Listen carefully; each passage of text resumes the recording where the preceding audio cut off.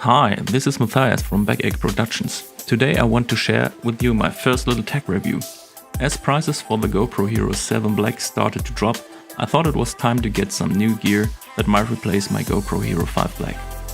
As there was plenty of tech tests and unboxings, I only wanted to concentrate on the so-called new Hypersmooth feature.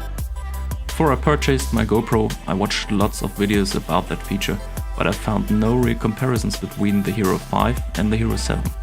As I owned both cameras for a short period of time, the Hero 5 was sold meanwhile, I wanted to make such a video on my own, so sit back and make your own opinion. I tested this feature at my weekly mountain bike ride.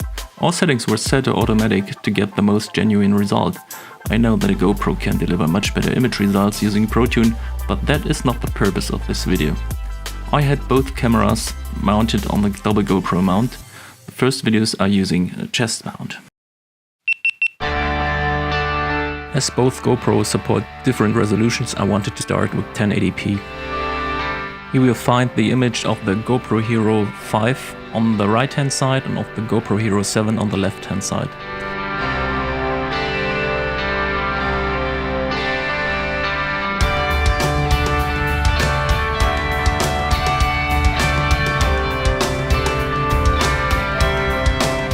Next is 2.7K scale to 1080p.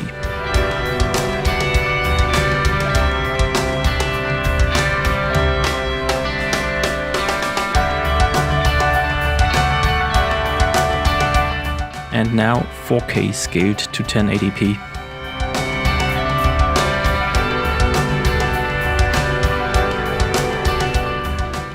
I think the difference is quite obvious, although the stabilization might not be as smooth as it would be with a gimbal.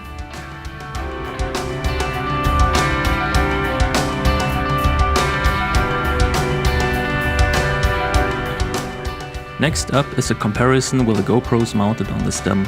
Please note that the sides have changed now. You will find the GoPro Hero 5 on the left hand side and the GoPro Hero 7 on the right hand side.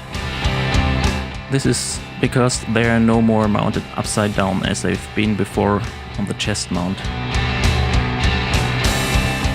Let's start again with 1080p.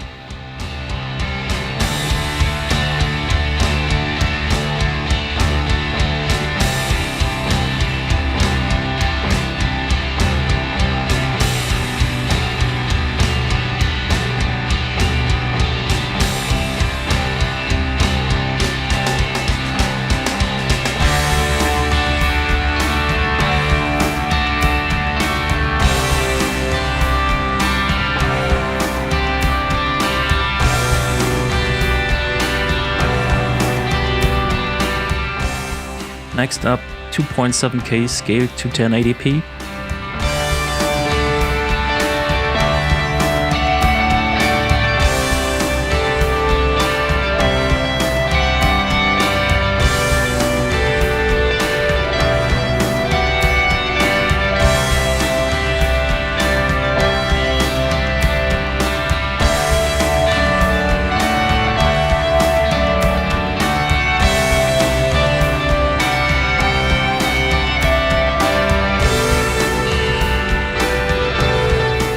And finally 4K scaled to 1080p.